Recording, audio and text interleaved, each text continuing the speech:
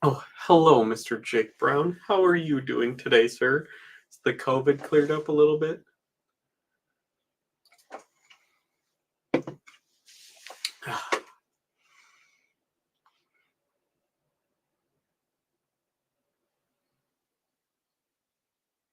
Not doing a dead, I hope.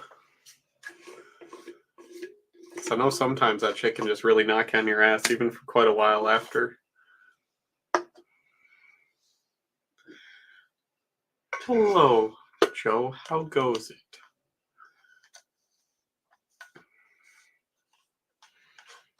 Got some cool stuff to update.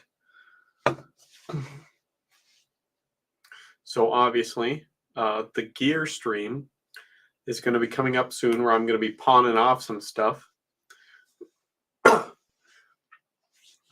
know when I had it, it was the first time I had it, it was put me down for about a week, and the second time I had it wasn't so bad, but the first time was kind of rough. But so I'm planning for one of these weekends. It's not going to be this weekend, but next weekend, mayhaps, doing a gear sale.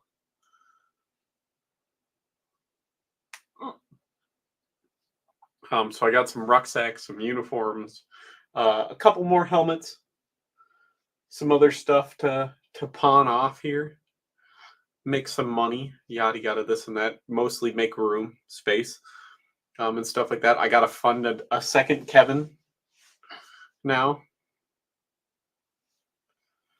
Gotta get a second Kevin. It gets everybody in different ways, and who knows with all these new variants and shit, how stuff's going on, you know.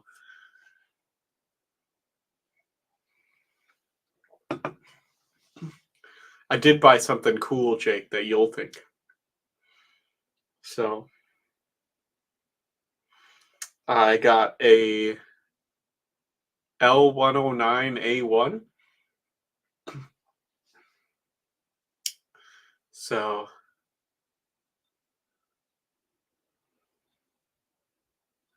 if you know what the L109A1 is, and I'm not talking about the hand grenade,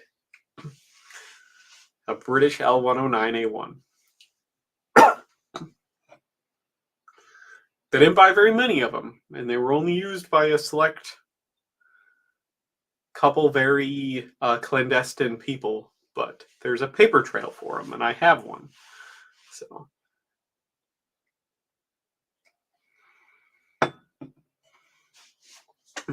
yeah, I got it for a real good deal. It's sitting right off camera, but I can't touch it. Obviously, it's sitting right below the name down there. So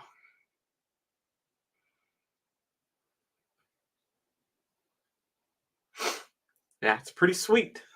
The all stainless one. So I was gonna go out and shoot it today. Me and Paige were supposed to go shooting today because it's my new concealed carry gun. For those of you who don't know, the British L109A1 is the SIG P230SL.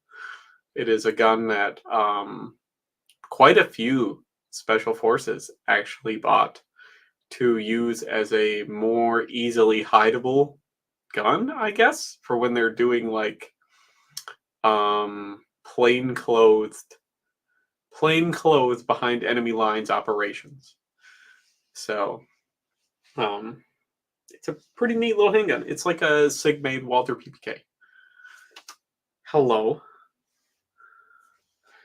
So yeah, I got one of those for a good deal, and me and Paige were supposed to go shoot our carry guns today, but we didn't do that.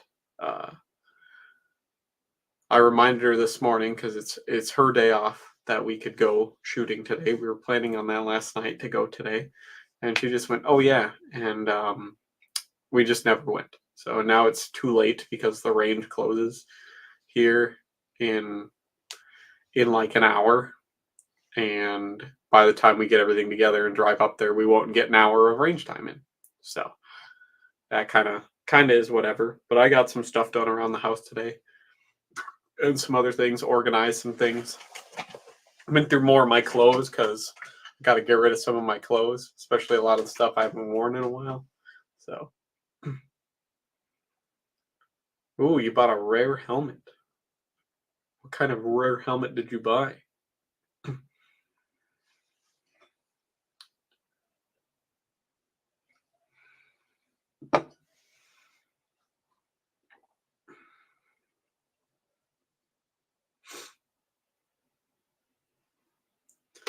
I got a couple pretty rare helmets to sell. One very rare helmet to sell. One people probably never will see for a while.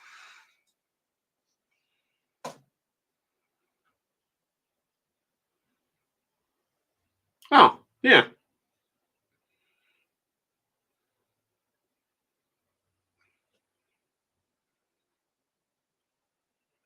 Nice.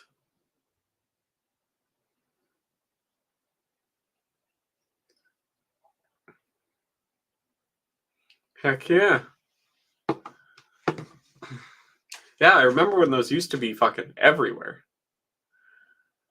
So it wasn't too long ago here in the United States. There was quite a few of those floating around, and now there isn't for some reason.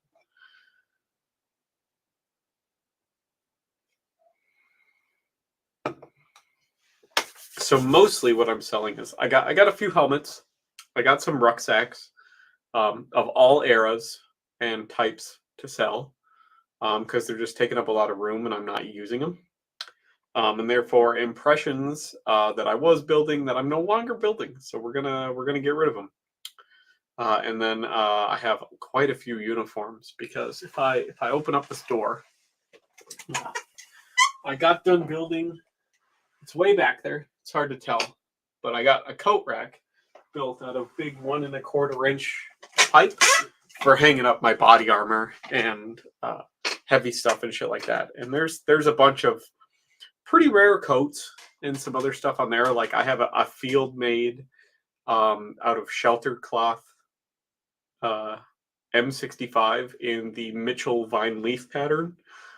M65 jacket, basically never worn. It looks brand fucking new. I got one of those to sell. Those have recently, the ones I've seen selling have been going for $1,000 plus. I didn't pay that much for that. I spent a good chunk of change for it quite a few years ago, but I know I didn't pay like $1,000 for it. And then I have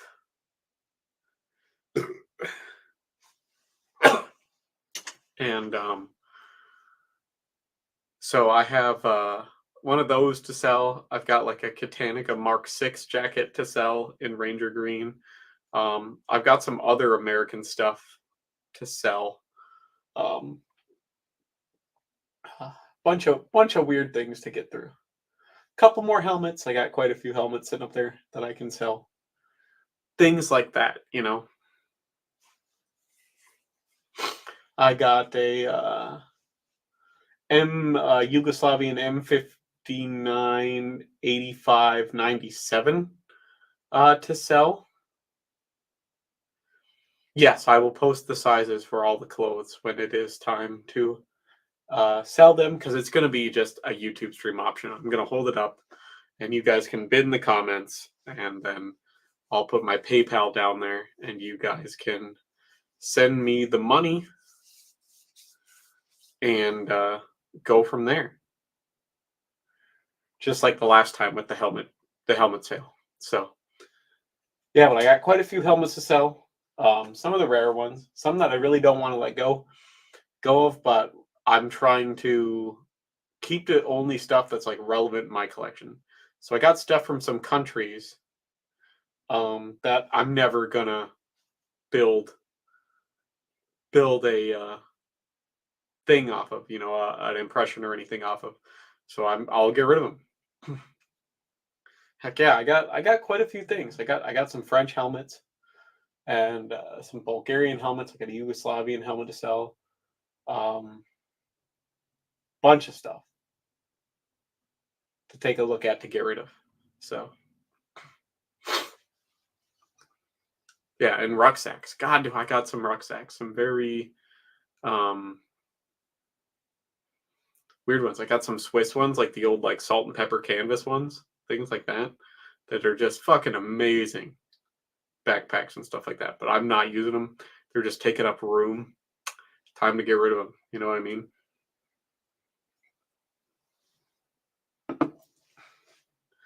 Because then I can, pay down the credit card. Not that there's a ton on there, but pay down the credit card, and then I can use that money for some more projects. I still don't have a chair to sit on out there. This chair doesn't recline. It's also kind of beat to shit. I'm still sitting on the basement out there in front of my TV is a folding chair. So it'd be nice to get like an actual recliner and stuff. But things have just been coming up with the house and the cars and stuff that I've had to pay for. So I'll get a nice gaming chair, but I want to get a new desk first. I got to get a new computer desk. This one's pretty cheap, so I want to get rid of this one, and I'll throw it up on Facebook Marketplace for like $100, and someone will come grab it. And then I want to get a new desk first.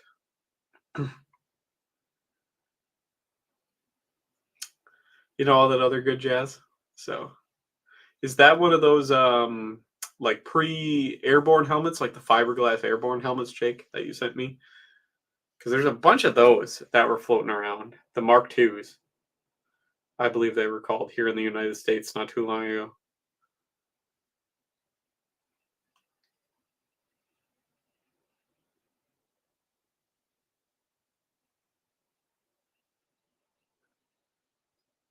Yeah, and they're made out of fiberglass and stuff, aren't they? And paratroopers used them quite a lot. Yeah, there's plans to get stuff, but I gotta make some raised garden beds too. So I gotta buy a bunch of cinder blocks for that. I did some gardening stuff today. I took a pot that was in the house here that had a pepper plant in it. Oh, I got a couple things planned and mostly some projects and stuff. Basically, furniture and projects is what the money would go to. I got to get a new Kevin for my Swiss impression, which I have some of it sitting off camera here because I was wearing it on a stream. So I got to get a new Kevin for the Swiss impression.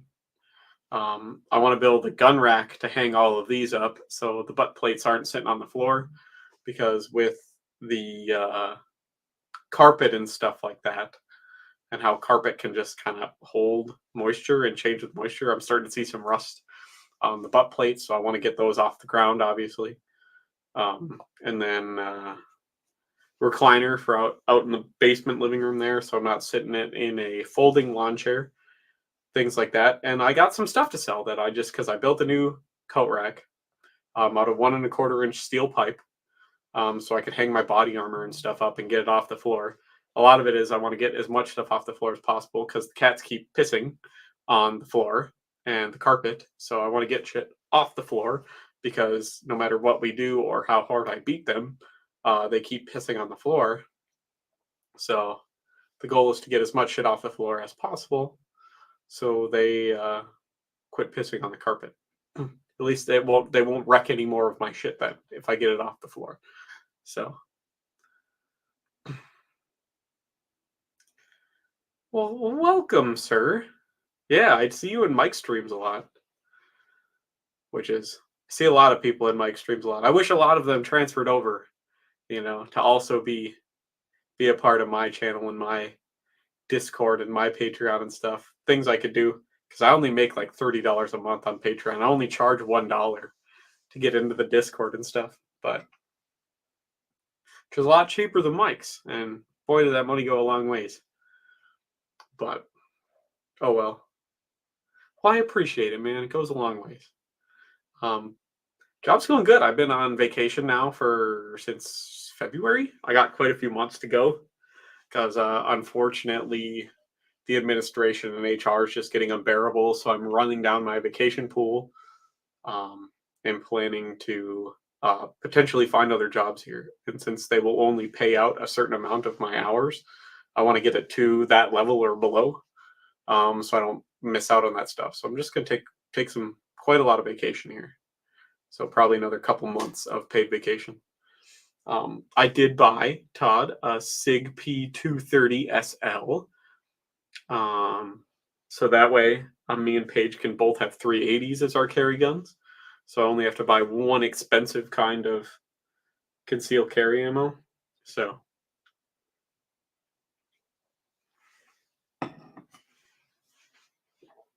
heck yeah.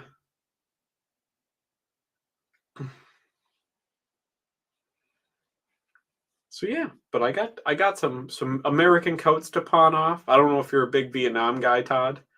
But I got a pretty rare Vietnam piece to sell off. So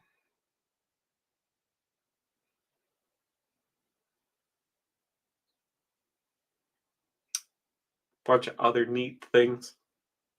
And maybe I'll buy some ammo with the funds too. I'd kind of like to get some um more uh 303 British before it goes away again. You know what I mean? If I could get a big couple cases of 303.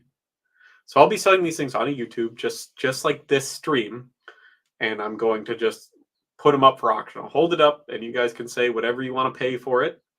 And whoever gets the most by the time I decide to close it, I will I'll have my PayPal set up on screen.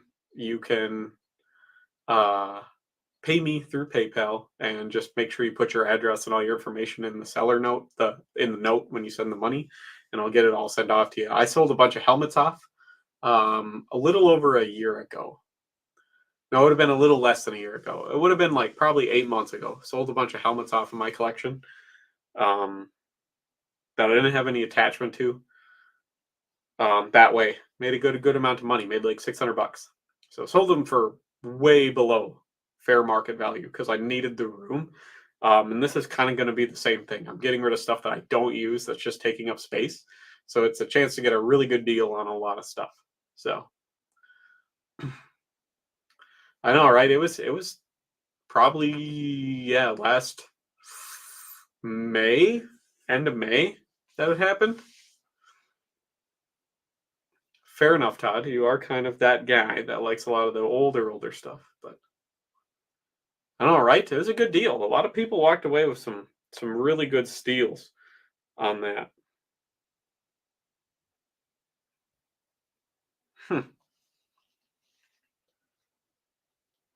Yep, you watch, and I'll hold it up and be like, "What are you guys willing to pay for this?" I'll leave it open for like 3 to 5 minutes while you guys bid, and then when I say it's closed, I'll look at the comments and see whoever had the highest bid by the time I close it. So, oh, a Remington Model 8 and 35 Remington. So, yeah, I got a gun rack to make for those, so I can get them off the carpet. Um, Buy a chair, new computer desk. It's going to go towards things like that. Probably a case or two of 303 British, because unfortunately, a lot of the 303 British around here is um, not the right grain.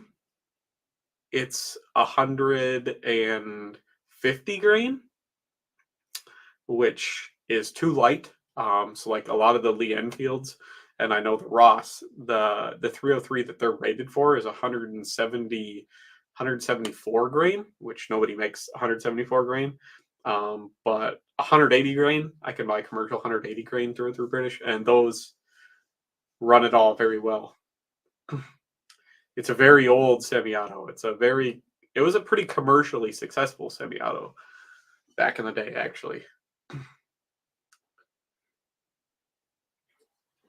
See, I'd like to get maybe a couple like 200 round cases of some like 180 grain through British, and then get some projects and stuff done with the money and free up a lot of room. That's the hope. I got some pretty pricey things to sell, so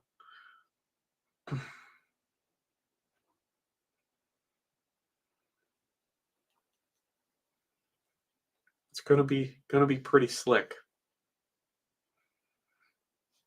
So yeah, and maybe buy another gun if there's enough. If there's enough money there, maybe buy another gun.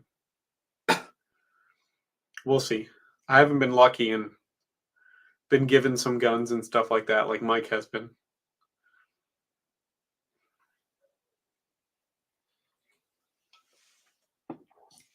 I'd kind of like to buy a High Point CF 380, even though they're only like $150.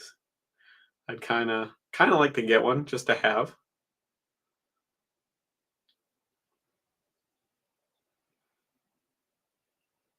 You know, things like that.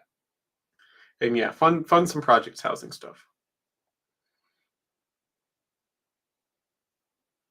So it'll be a good time. I got some helmet covers and some other things to get rid of too.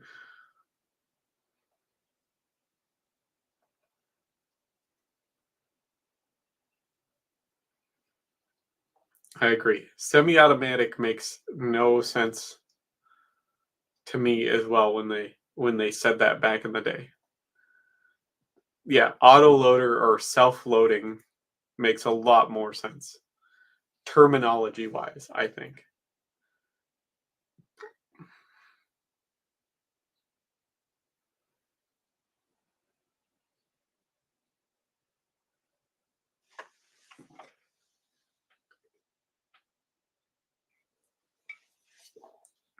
At least to me. That stuff makes some sense. So that's the plan for because this weekend I'm going out to Mike's. I'm gonna help Mike do some stuff around his house and things like that. Film some videos.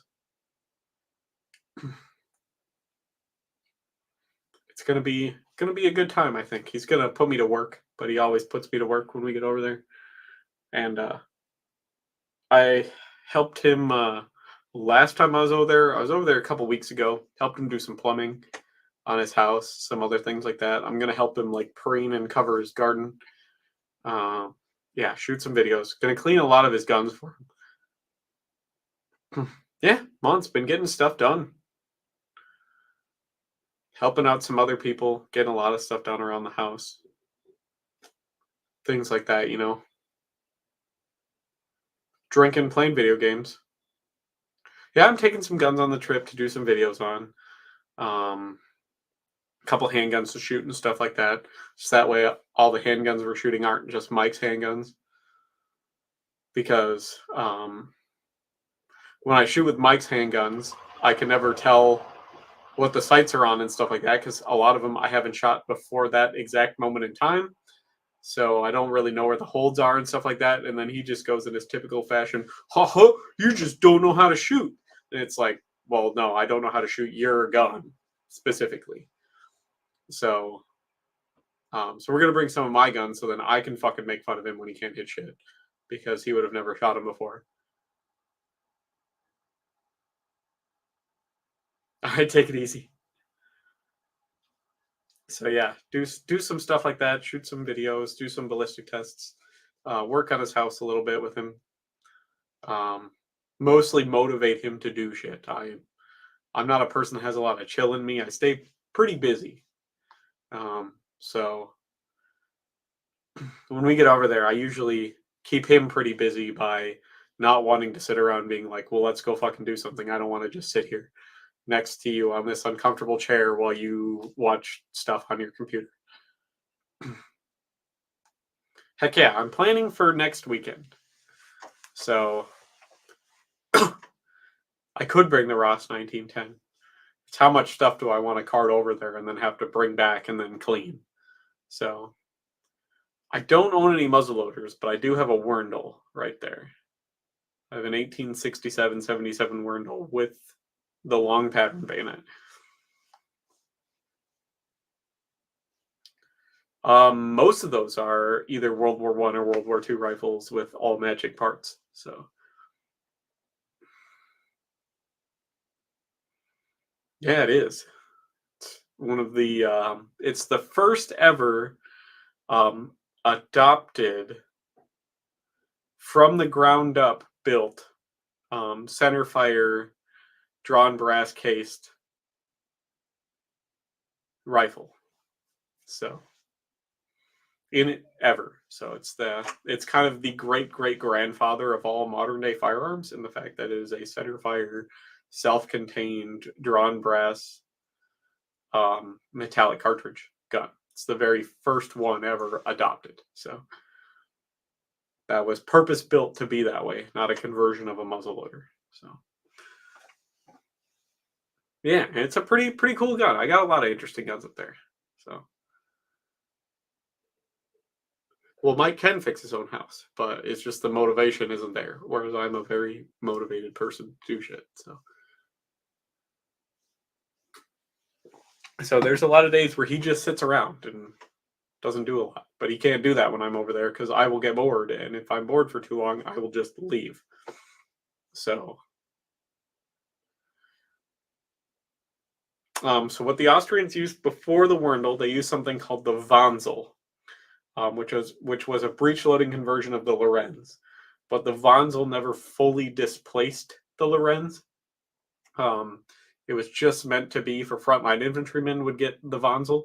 It was never intended to fully replace the Lorenz. So the Werndl's the first thing that fully replaced the Lorenz.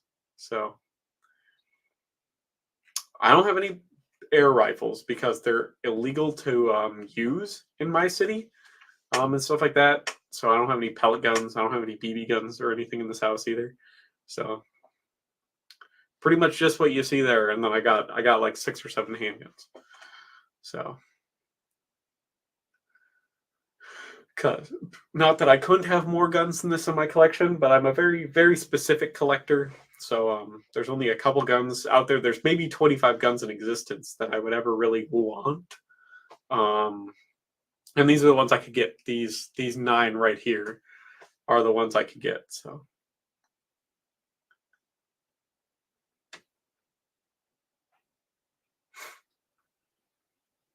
yeah, so it would be like the Snyder.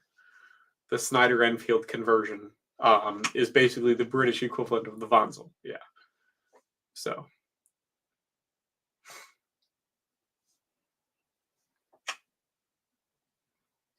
pretty much the same. Pretty much the same thing.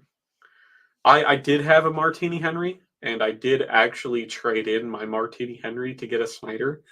I had a Mark IV Martini Henry quite a few years ago, and I bought it because that was my first gun to get me into black powder stuff, and I loved it. I shot it quite a bunch, and I it was always going to be eventually I wanted to get a Snyder because as a Canadian historian, being from Canada, I wanted to get a Snyder because Canada never adopted the Martini Henry. So it was always a goal to get a Snyder, and I actually went to go trade in my Martini Henry because somebody had a Snyder that I wanted.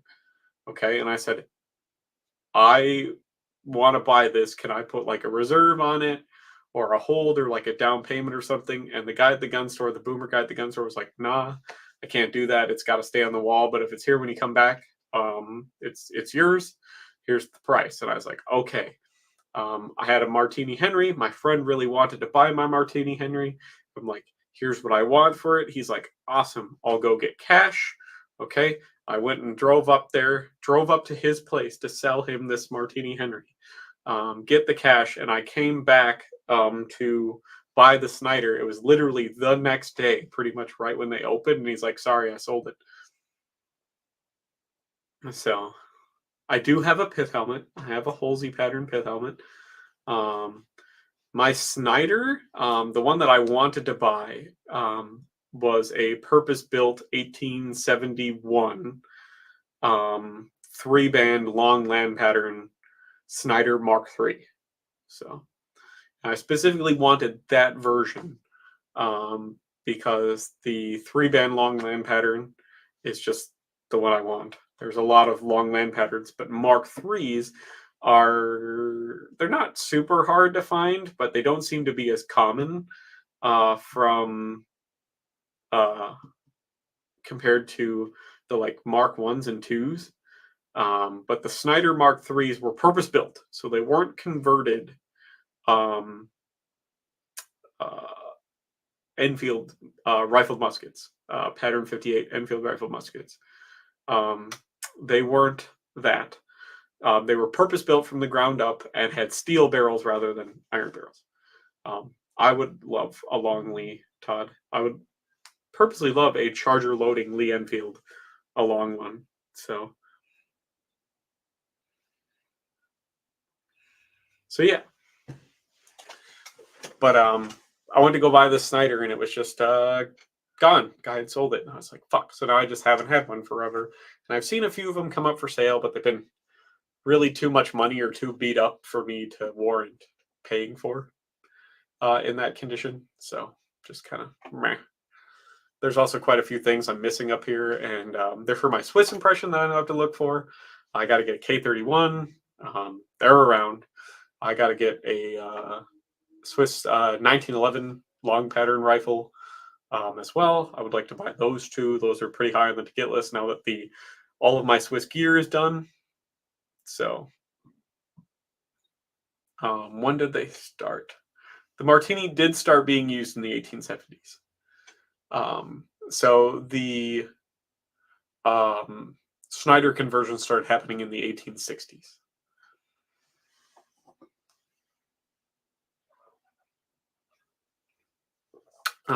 Is a Lee Metford the same as the long Lees? So patterns are pretty much the same. The difference between the Metfords are the Metfords became first. They're a little older than the Lee Enfields, usually, and the rifling is different. Because how the British nomenclature goes is the Lee Metford and the Lee Enfield are pretty much the same rifle except for one feature, and that is the rifling that is in the barrel. So Metford rifling was better for black powder fouling because it didn't have any hard edges in it. It was kind of rounded valleys, the rifling was, which made it a lot easier to clean the bore, but it still stabilized the bullet, but it didn't allow for as much buildup as modern day conventional rifling would. A lot of rifles still to this day use Enfield pattern rifling. And what Enfield pattern rifling is, it's a pretty shallow, wide channel with hard edges that is really good at stabilizing smokeless powder. So the reason the Enfield rifling came out is because they went away with the 303 British that was initially started its life as a black powder cartridge. And they converted it to use that spaghetti strand cordite smokeless powder, and that allowed them to switch to Enfield pattern rifling, which was actually better for accuracy than the Metford pattern rifling. But the Metford pattern rifling provided substantial enough accuracy, but was easier to clean for black powder. That's really the only difference between the long Lee Enfield and the Lee Metford. So, is what rifling went into them.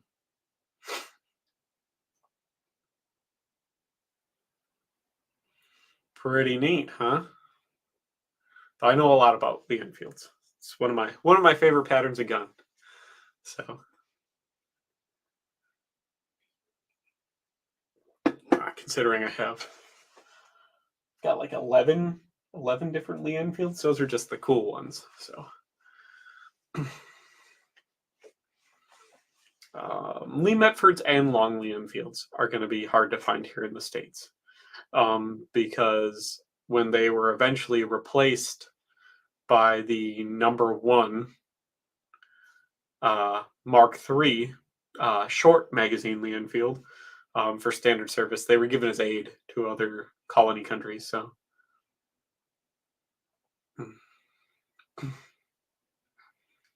a good repro.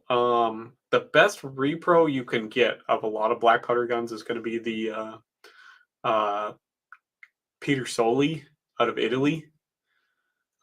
They make some really good black powder guns with really good steel. They're really pretty. The wood on them is really nice. All the brass fittings and finishing on them and stuff is immaculate. But you're gonna spend probably upwards of $1,000 for one. But you can take solace in the fact knowing that it's going to be safe because the metal's really, really good on them, and things like that. So, and it's just going to be a really pretty gun. You can get a lot of years of enjoyment out of. Yeah, they're pricey. Not gonna lie, but it's one of those things where it's like, if you put a couple $100 away every month, you'll have one, and then you just buy one as like a Christmas or birthday present to yourself.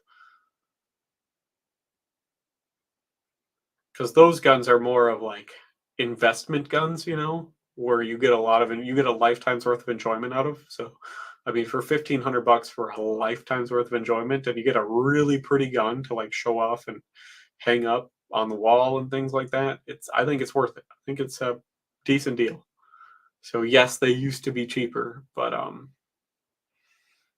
I still don't think it's a bad deal overall for what you're getting. You're getting a really, really high quality firearm for that price. So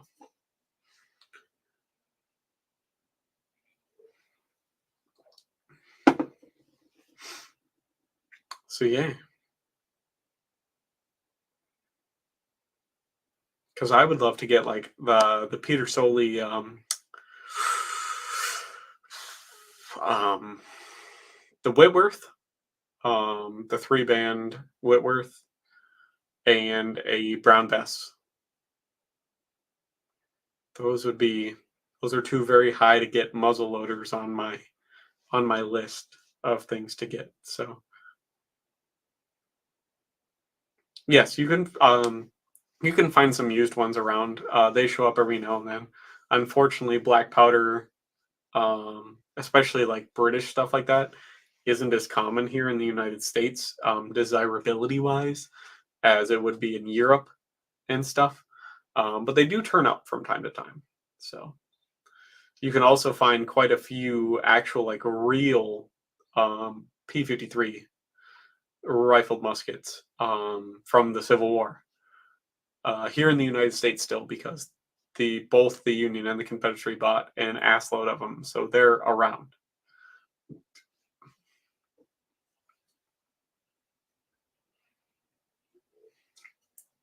There was so much of them that after the Civil War, and they standardized back on the Springfield, obviously, um, which then would go to be on and converted to the 4570, obviously cartridge loading gun, the trapdoor.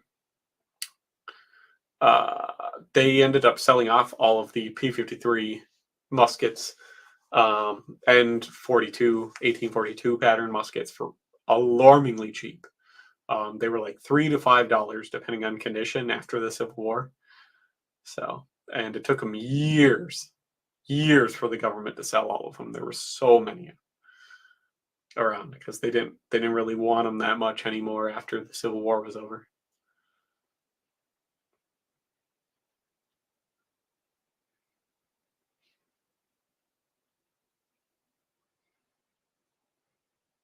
Damn. Oh yeah, from that temple that they were gonna bulldoze. That was used as an armory, a lockup armory, where they had all those old guns from the 1800s and early 1900s. Yeah, there's quite a few companies that still have a bunch of inventory from them, but they seem to take their time listing it because it's like 6 guys and they go through and they clean them all up and shit like that.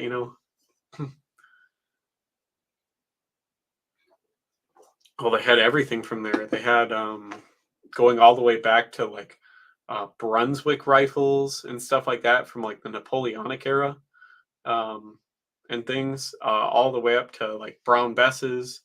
They had um, uh, P50 and P53 muskets. They had um, Snyders, Martini Henrys, even some pretty early Lee Enfields and Lee Metfords. So that they ended up with somehow.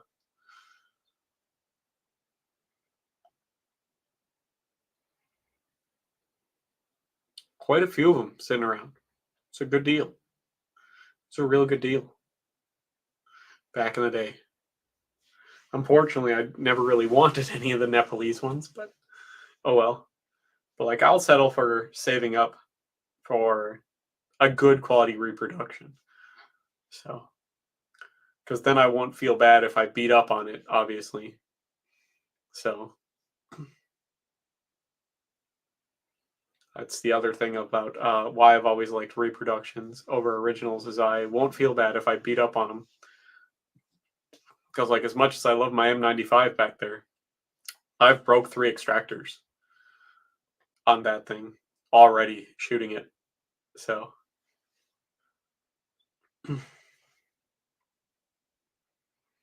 the Indian 303 ammo is horrible ammo. I've owned quite a lot of it over the years. I don't think I've ever managed to get a single round to go off.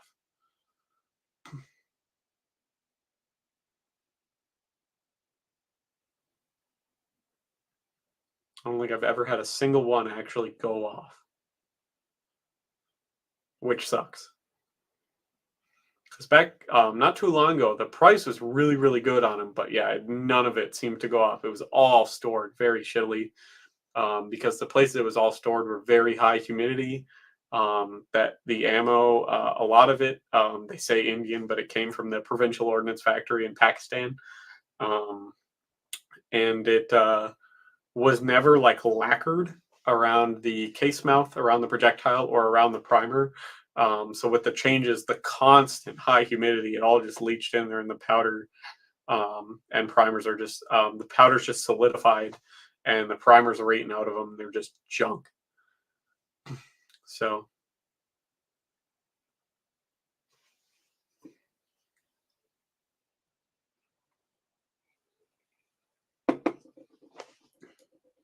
just absolute junk, unfortunately. I'll just buy some of the like PPU stuff, the like 180 grain PPU ammo. I'll just get a couple cases of that if I make enough money on the sale to put a couple ammo cans together of that because I repack all my ammo into 30 cal cans. So I'll pack a bunch of that into 30 cal cans.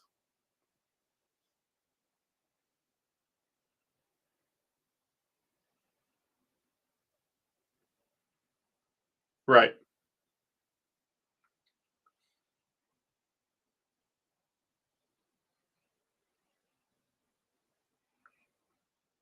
Huh? It's all pretty garbage because it's based on how it was stored. And it was not stored well, just like most of the Indian Lee Enfields, not stored well. After they left service and they were put into armories for just in case, not stored well.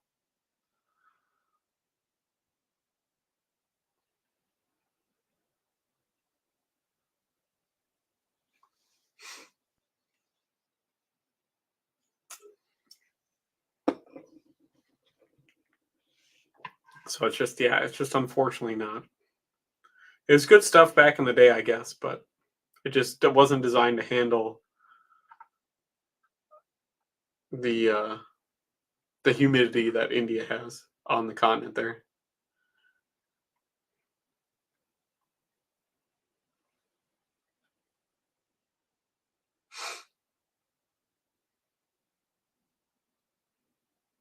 But it's one of those things where it's like if you're an ammo collector, it's a cool thing to have. You can get a lot of good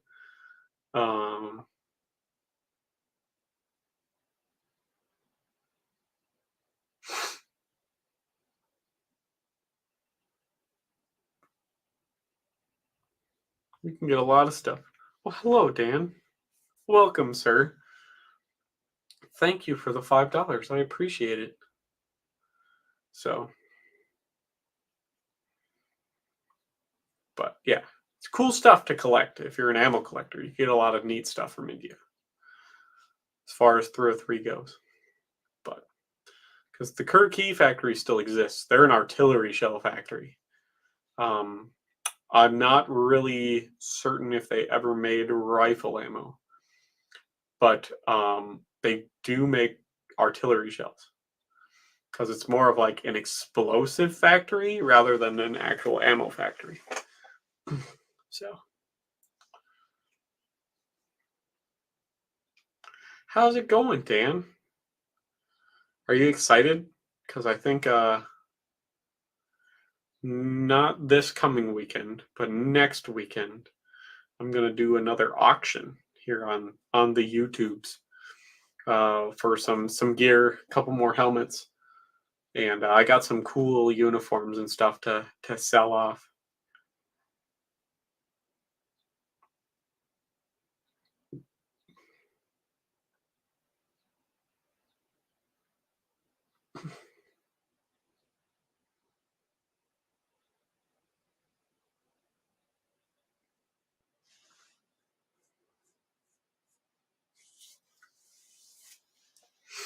It's gonna be good. Hopefully, make some money. Make some more room because I gotta make some room. I built a new coat rack out there for all my uniforms and stuff, and it's already full. So I'd kind of like to make some room on it so I could hang up my body armor. Well, there's quite a few stuff. You don't really need to be a gear collector, but if you want a cool coat or some other neat stuff, I got some stuff. Got some neat stuff. Every little bit helps. The money's going to go towards projects, obviously. Potentially a new chair, so I could stop fucking wrecking my lower back sitting in this shitty office chair, and a folding lawn chair. I would very much like to get like a recliner. So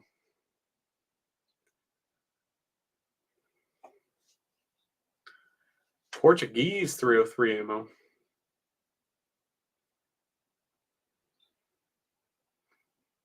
The M943. I don't think that was a 303 gun. But I know the Portuguese made a lot of ammo for other countries.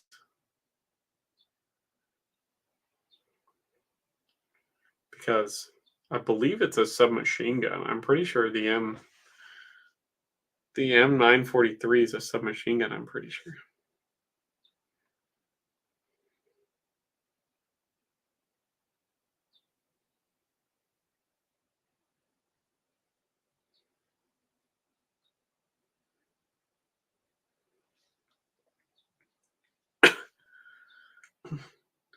Well, according to this, the Portuguese M943 is a Luger. So I do have blinds on that window.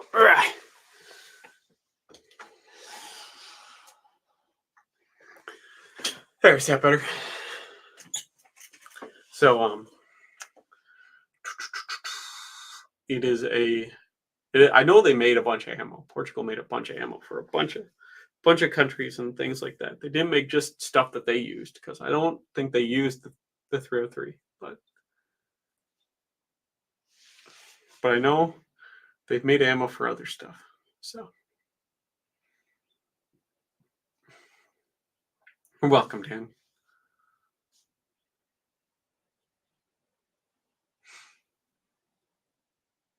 But the Portuguese always got all those weird names for everything and stuff like that. What is the plan? That's a good question. I'm just kind of doing a stream for a little bit because I don't think me and Paige are going to go shoot our carry guns today. Because the range closes in 40 minutes and it'll take 30 minutes to get there, and I kind of wanted to shoot for an hour, so it won't happen. When is the auction? I'm not planning for this coming weekend, but the weekend after. I think so. Not this Saturday, but next Saturday. I think will be the plan in the evening to do an auction. So Do I play Hell Let Loose on the regular? I did for quite a long time. Me and my buddy Roy did on the Xbox. And it's all right. I got okay at it.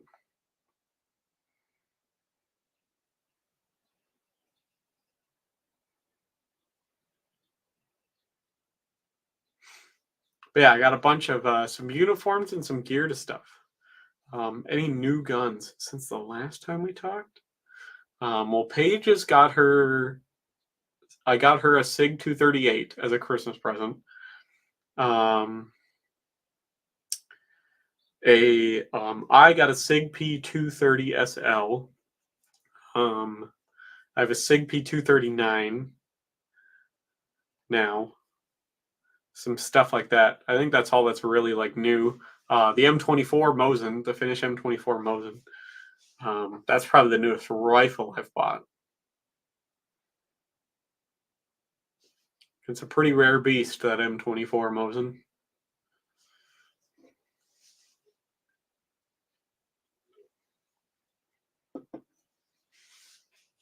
It's been quite a while, yeah.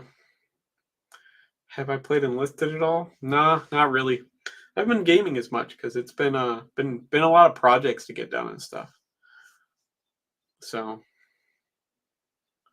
I like Sig. Sig makes a lot of good stuff.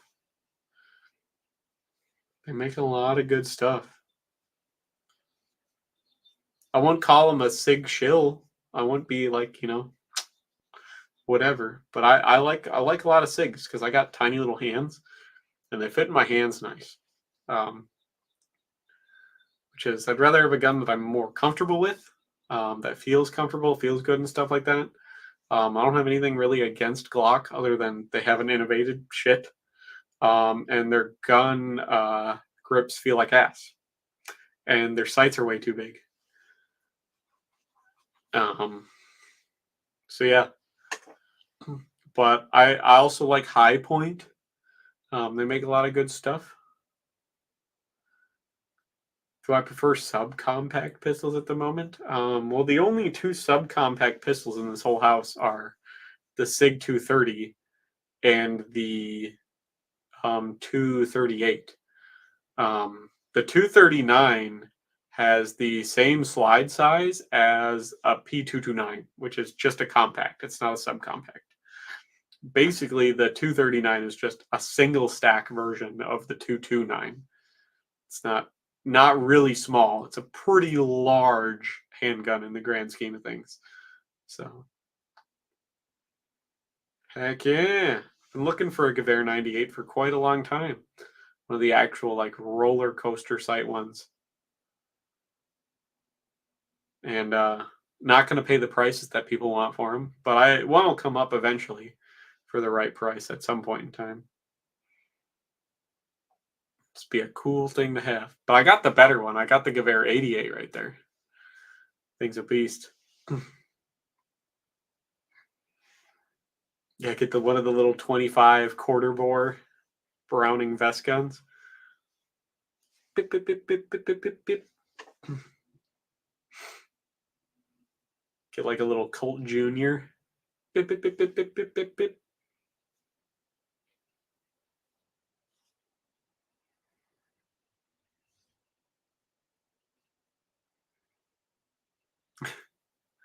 So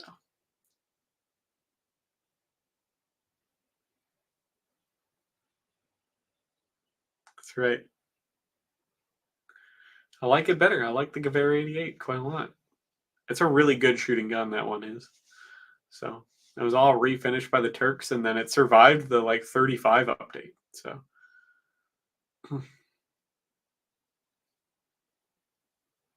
I wouldn't want to get shot by a 25. To be fair, a 25 ACP is supposed to be pretty close. It was designed to basically be a more reliable 22 long rifle. I still have the airframe, and I do still like it. Yeah.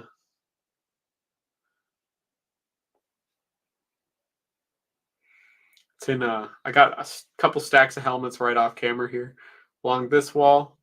It's mostly broken up into Russian helmets. Then I got French helmets, and then I have American helmets, and then German helmets. So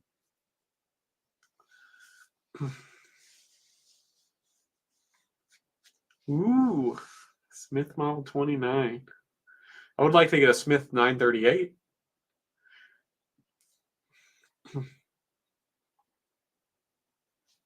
That reminds me, I got to give Mike some money for that high power.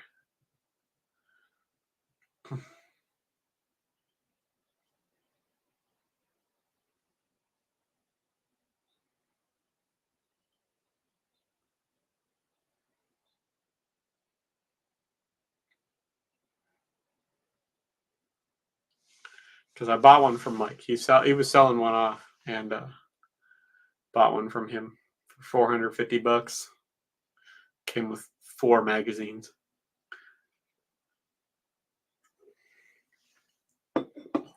So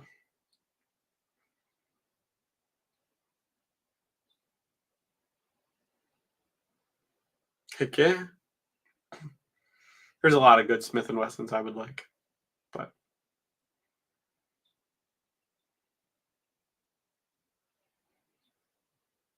38, bam. Good old 9mm. Yeah. I got to get some new grips for the P230 though. The plastic ones that are on it are real slippy. So got to get some different grips for it. I like the contour of them and like the feel, but they're just like pretty smooth plastic. So I just would like to replace the material to something that's not as smooth.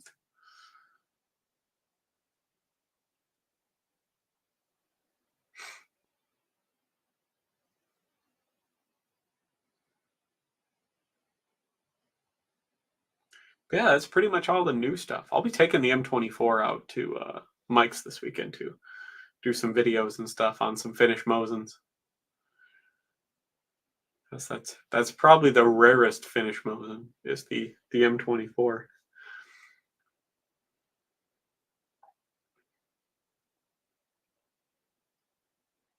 Thing's a beast.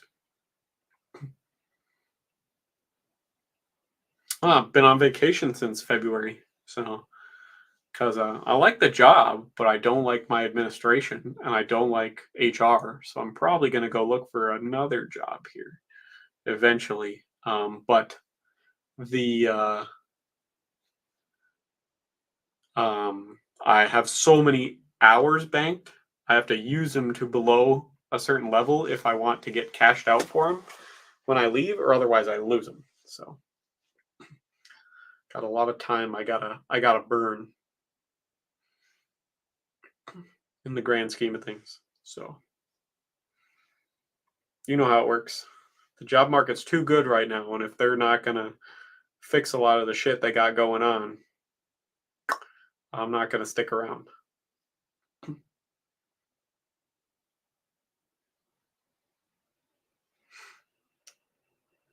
Just how it be.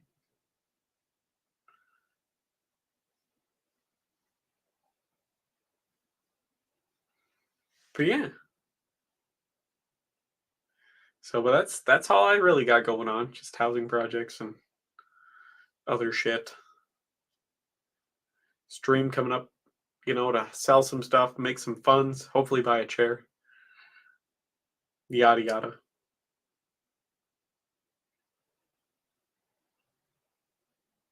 So yeah. But I figure we'll shut it off here in like 8-10 minutes so I could go eat some dinner. Getting kind of hungry. Haven't really eaten yet today. So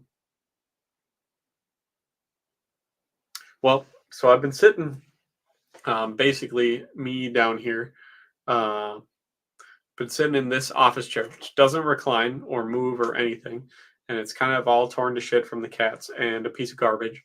So it's not providing a lot of back or lumbar support or anything right now. And then my living room out there is unfurnished, and so when I watch TV and stuff, I sit in a collapsing like lawn chair, like nylon lawn chair. And I've been doing that for about a year. So it's just not good for my back.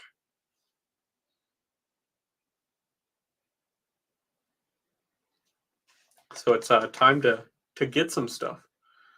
But the reason I haven't got one is because car problems have come up, house problems have come up, bunch of stuff has come up. I've had to pay for first. That's taken priority. So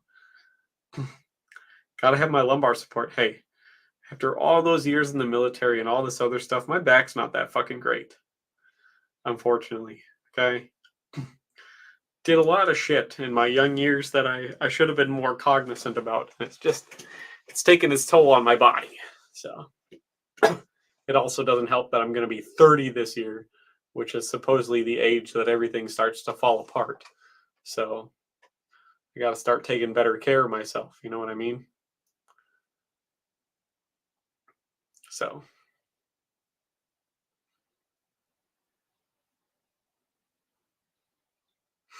I already do yoga. I exercise. I eat a lot of fruits and vegetables, stuff like that. But the damage done is the damage done, and it's not really reversible at this point. So just how it is.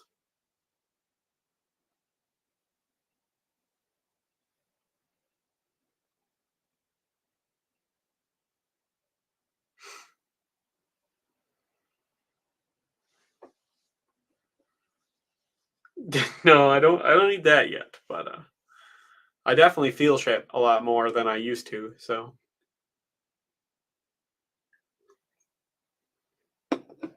it's just time to get some more creature comforts. Can't really be roughing it sleeping on the fucking ground and shit anymore. But got a new mattress not too long ago. Big nice cushy mattress. That's helped quite a lot because I had the same mattress for pretty much the last 20 years until a couple months ago. Like literally, my mattress was made the year I was born, before the one I just got. So there's a lot of vets with back damage, and it's because the gear that they give us that they say is the best in the world actually isn't the best in the world, and it fucking sucks. Because if they would have given us gear that was like what they were making commercial hiking packs and stuff out of, it would be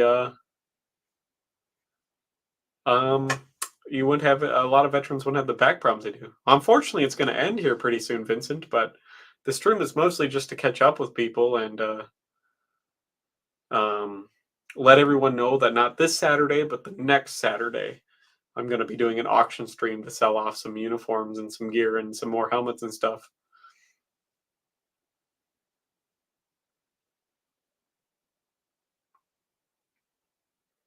Oh, that mattress was pretty broken. It's pretty gross and disgusting.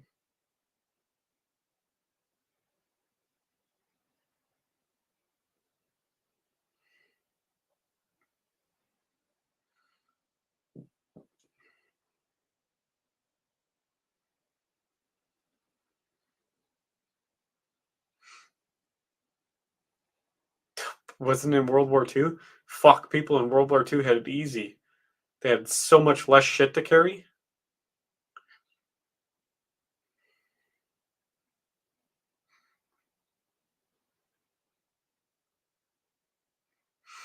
A lot less shit to carry. They didn't have to wear fucking heavy ass fucking composite helmets and um the name change of the channel's been over a year already, Vincent. It's been a long time. It's been well over a year. It's probably been over 2 years since the name's changed. It's been a long fucking time.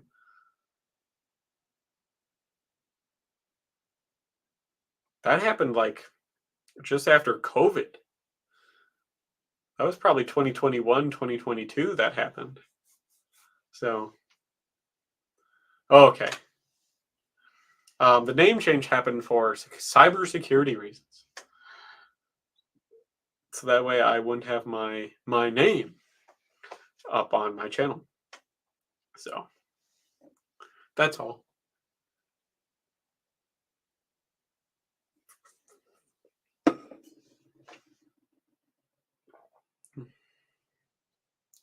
But yeah.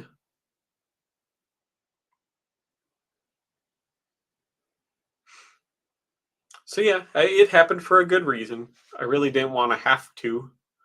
but it did.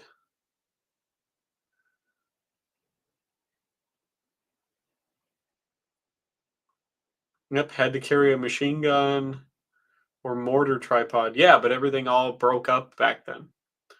And so, like, nowadays, you carry a machine gun and ammo and a rucksack and heavy ass body armor and a composite helmet.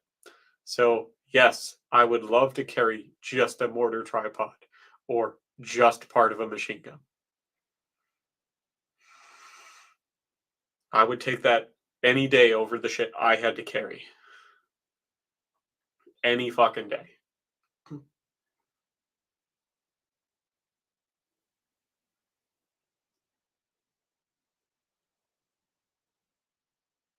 Because it's still a vastly lower amount of weight. Yeah. Because imagine carrying a fucking 26-pound machine gun, and then you have, a 50-pound backpack and a 6-pound helmet, and then you have 3-pound night vision goggles and batteries for it, and you have 30 fucking pounds of body armor. So, I know, right? World War II was the fucking it place to be. We didn't have that much. You basically just had to carry your fucking like one canteen of water, a couple hand grenades, a bunch of fucking ammo, and your rifle. Ooh.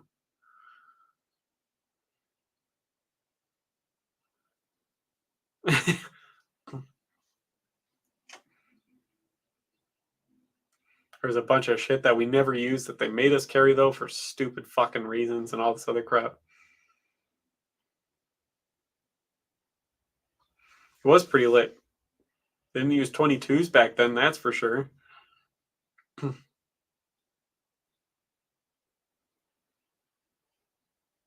Yeah, but the bar also sucked, so just saying. Should have been replaced long before World War II by something better.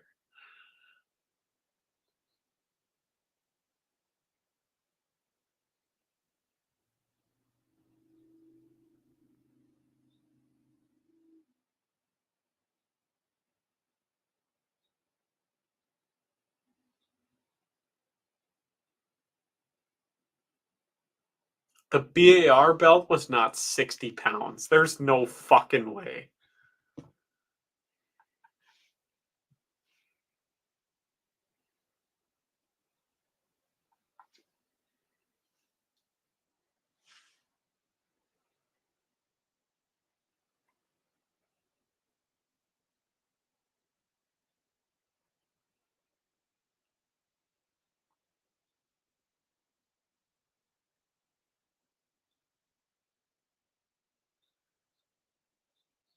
Okay, so the BAR, according to now the second source I've looked at, um, was 15 pounds. For the 22 version, which is the one that had the BAR did suck. Nobody's gonna argue that, and in its fucking stupid aluminum magazines. But the 1918 BAR was 15.98 pounds. All right, with its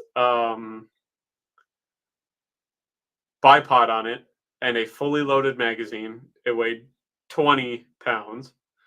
Okay. And then the full equipment kit for it, including its tool kit, was only a grand total of 35 pounds. So altogether, you have total about 50 pounds for the BAR, the ammo for it, and the tool kit plus the belt. And it's with its bipod.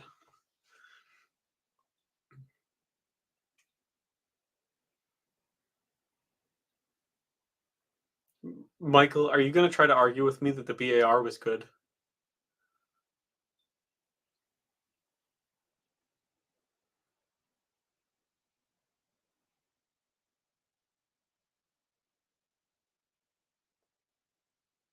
Because I don't think anyone's gonna argue the BAR was good. It was good for World War One. Maybe I'd accept that argument. But for World War Two, it wasn't. I would even still say it's not that great for World War One.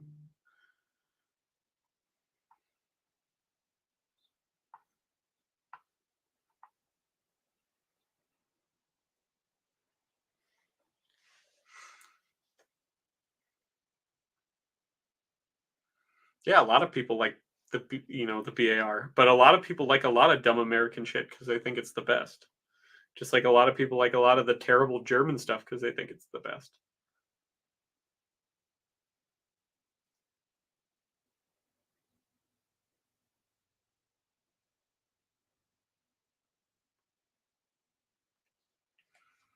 Just saying. I can understand that shit sucks. Like you don't hear me saying that the SMLE is the greatest rifle ever made. I have a lot of them, and I love the SMLE. Thing fucking blew dick. It's a terrible gun for a lot of stuff. The only thing it's got going for it is the fucking fact that the bolt throw is only like 40 degrees and it has a 10-round magazine.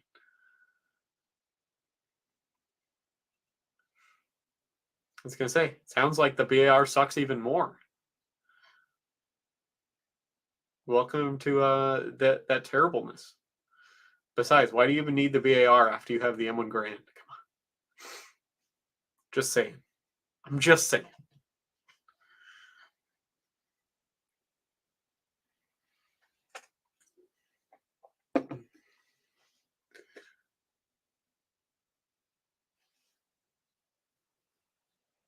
The AN-94? I mean, not really, because they've already taken that same technology and put it into other guns, and it's way better. Like the AK-107. So,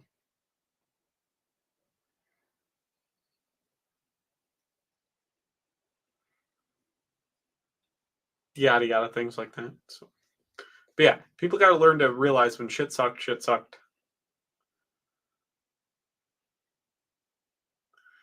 The AN-9?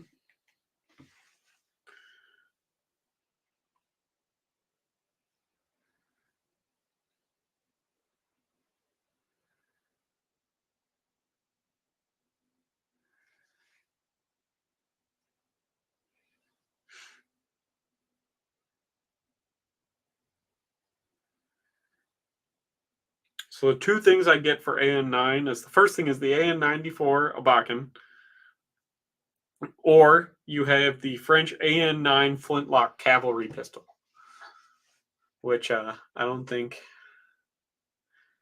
people are going to agree that flintlock was the pinnacle of firearm technology. Just saying.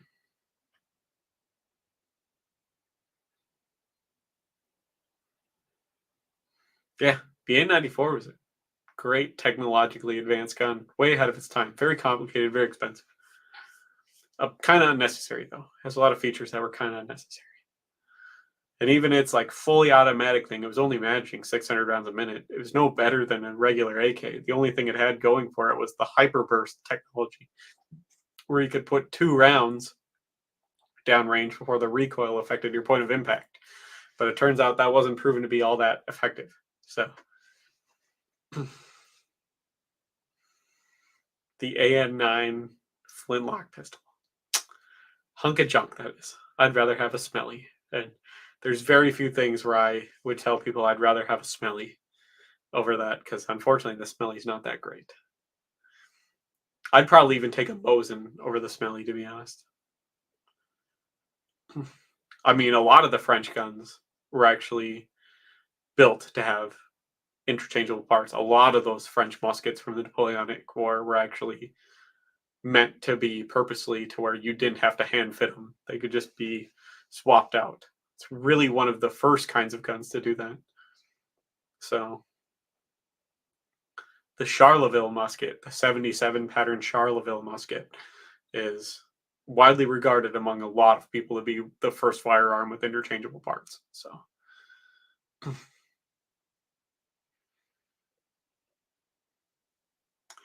I love the smelly. I got quite a few of them if you can't tell. There's 3 right next to each other there. And the best one's probably that one right there.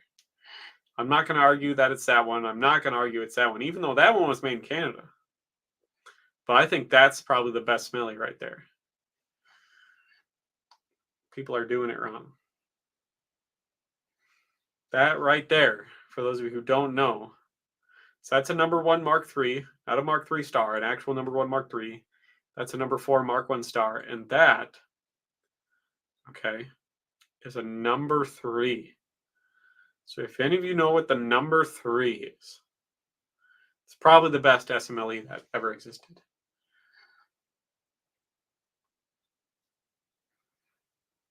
I really like that. That number 3 is the longest shot that I've taken with iron sights and hit from a cold bore shot is with that, and it's like 700 something yards. I think it's just under 750 yards. I made a cold bore shot with iron sights with that number 3. So because it really is the best SMLE. The good old number 3. For those of you who don't know, the number 3 is the pattern 14. Um, but after World War One and they changed the nomenclature and everything like that, it became the number 3. So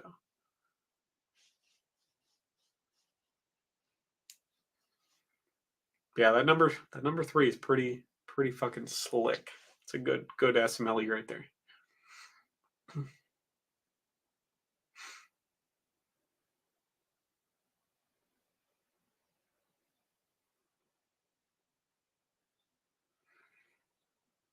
It's pretty great. Just saying.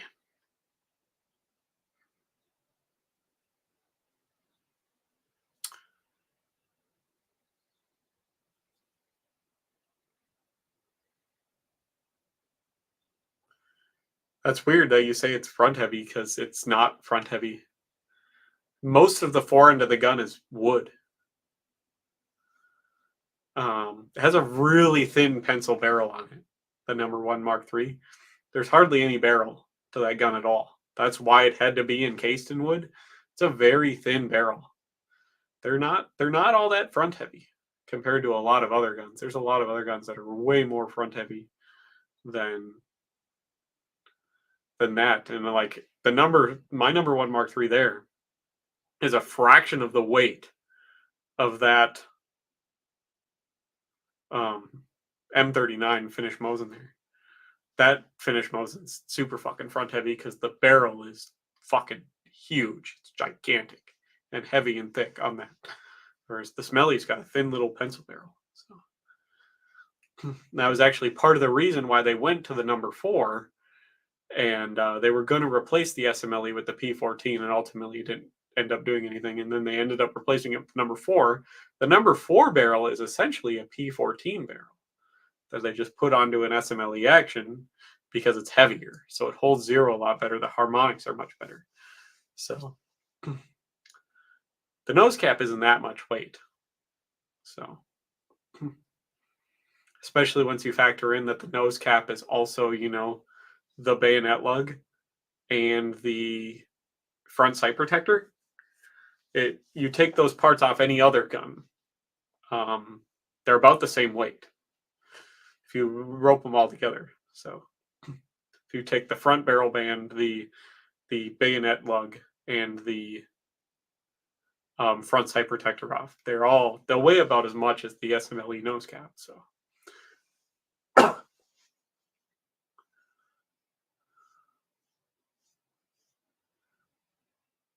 yeah, it's fine.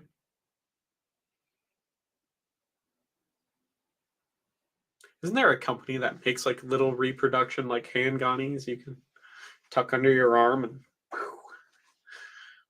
I think Carl did that on In Range. He had one, like a reproduction one he was shooting one day. So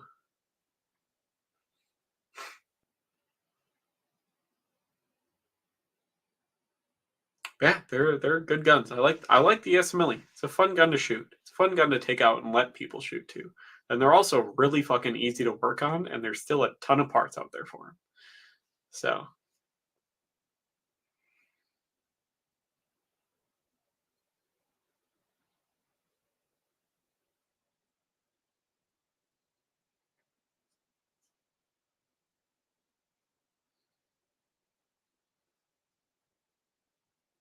I know there's a couple real ones right there. I love it. I think it's got good ergonomics and stuff like that. What do you mean no jorts? Don't tell me what to do. I love my jorts in the summer. That's the way all of my jeans and sweatpants and everything eventually. That's what my running shorts are right now. They're a short cut off pair of sweatpants. So why can't I wear jorts? I like my jorts. They were an old pair of Duluth trading jeans at one point that I eventually wore holes through the knees. It's time for them to be jorts. I'm not one of those people that's going to wear jeans with holes in them for that long. If they're little holes for a little bit, I will. But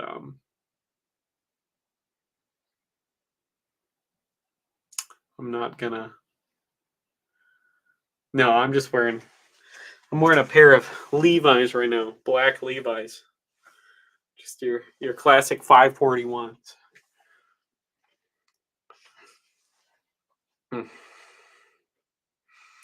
It's like that joke of the like end of the world outfit, um, where it's a guy wearing like a pair of Solomons and he's got a cut off pair of jorts, a T-shirt that just says "I eat ass," a Hawaiian shirt, a like Davy Crockett raccoon hat on, and then like a Chinese Chicom chest rig full of AR mags.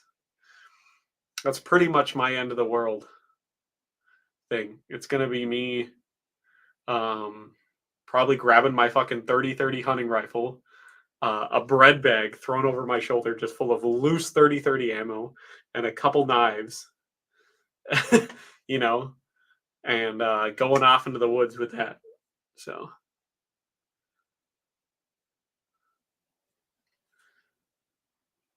I'll tell you what.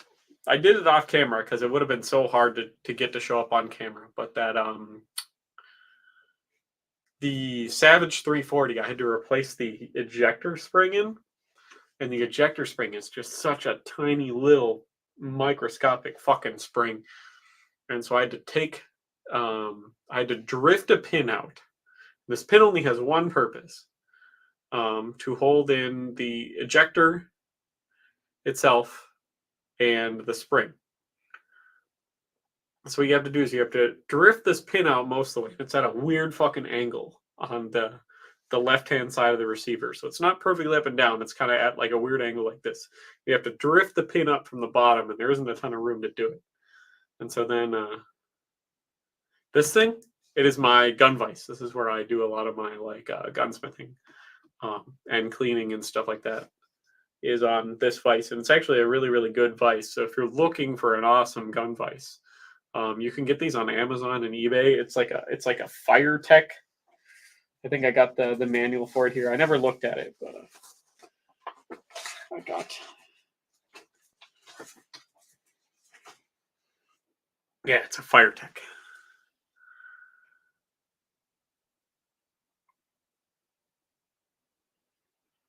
It's a really good vise if you're looking to get into gunsmithing or you want something to kind of clean your guns. That's got a little organization to it. It's great, and the reason I really like it is this one particular over other ones because there's other comparable models. This one's all adjustable um, with these like rubber pads on it. They're adjustable to height and stuff. They're very positive clicking. Um, they have these little pins for adjusting the height and everything. They come with these organization trays on them that you could just remove. And the best part is the steel like tube frame that it all sits on is levelable with 4 feet, and then it breaks in half. It has little snap pins, so you could actually take the whole vise and break it in half for easier storage and everything like that. And to be fair, it sounds Chinese because it's probably made in China, but pretty much all of them are made in China. But yeah, this one's just kind of good. It's a good price for what you're paying. You get it for around $100, and it's just a really good gun vise. I like it a lot. So I like it a lot. So yeah, if you're looking for a gun vise, this is a good gun vise to work on. I have it set up because I had the 340 in it when I was putting those holes in the stock and everything like that for the when I took the screw from the um,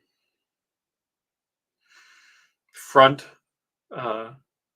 sling swivel, and because rear of the trigger guard was held in with just like a tiny, short little wood screw. I drilled all the way through the stock and replaced it with this bolted nut to hold in that was part of the front barrel band. Because I decided I was going to put quick detach barrel band quick detach sling studs on it rather than the ones that were put in it. Because the ones that were put in it were I got them right here, permanent ones. These things, and the front barrel band was just a actual bolt and nut. So I repurposed that screw and nut to hold in the back of the trigger guard. So it wasn't just a wood screw. So when I wanted to take the gun apart to clean it and stuff, I wouldn't have to ruin the stock by screwing and unscrewing this wood screw a shit ton of times. So, well, the copy that the one that this is copied off of, the like name brand one, essentially is the same thing except the height adjustments on it aren't as positive. And it doesn't break in half, so it's much larger. And it's red and gray rather than orange and gray. So, yeah. So if you're looking for one, it's a fucking steal for $120. Just a really good gun vise. So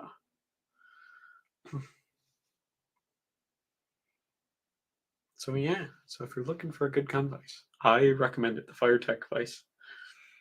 And it's just a good thing. I keep spare loose Mosin ammo in here. Used patches. My bottle opener for my beers that I won at bar trivia. A spare Sig 238 slide. My lighter. A pencil. Some other gun parts. I got a new bolt for the Savage 340 I haven't put on yet. Things like that. Underneath it, I keep my patches, my cleaning kit, my little Swiss Army knife, stuff like that. Lots of stuff.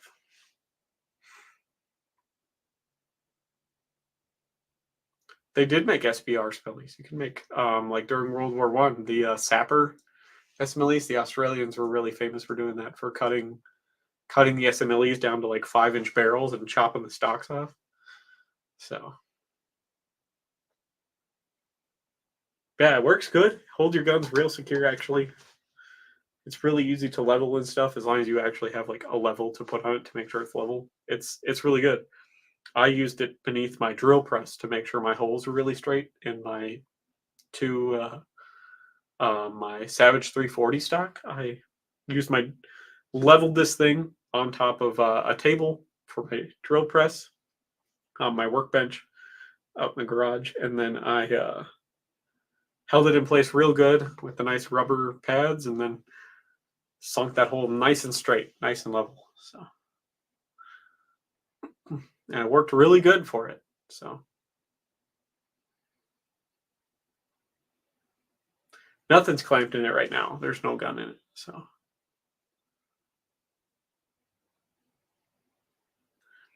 another thing I like is that these posts, these clamps, they can adjust for length as well as height. So, or if you only want one, so like if you have an AR and you want to just hold it by the mag well right in the middle, you can take one of these off and just have it held in with one right in the middle of this. So it's just pretty slick. They even come out with some like aftermarket attachments where you could put a stand right here in the middle and then just put an AR on it in the magazine well. It has like a plastic magazine and will keep it level. So what's clamped to it right now? I have the two towers with their little rubber pads, and then I have two trays on it. And it's just sitting on my computer desk. I have an L-shaped computer desk because I'll be sitting here and I'll be cleaning guns and watching like YouTube videos or something normally. So because I can sit in this room and watch YouTube videos and it doesn't disturb Paige when she's upstairs trying to watch something or whatever. This is the one room where I can kind of listen to stuff on a volume where I can actually hear it. So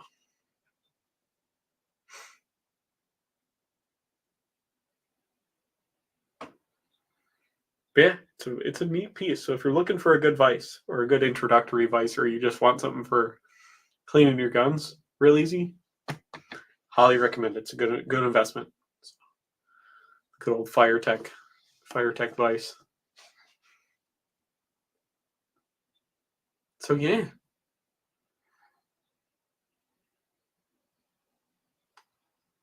Nope, this one's just freestanding. You can move the whole thing. So it does have options to mount it right to the table, but I just have it on the feet right now. So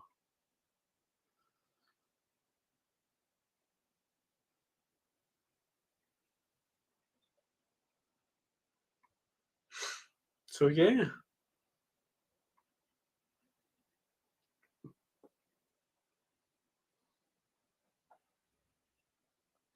This one does have abilities to clamp to the table, but I just don't have it clamped to the table because I mostly just use it for cleaning. It's just a good way to hold the rifle for cleaning real still. So I can get in there and scrub all that copper fouling out of the bores real good.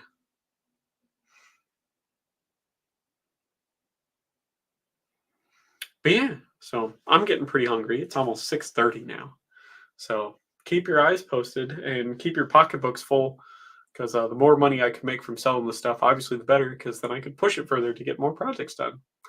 And also look for me this weekend at Mike's, because I'll probably be at Mike's for Friday Night Shite, Mike's channel.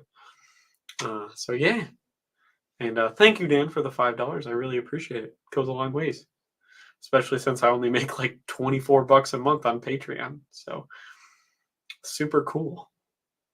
All that money goes a long ways. I can't make the big bucks like Mike B, but even though I'm a fifth the price.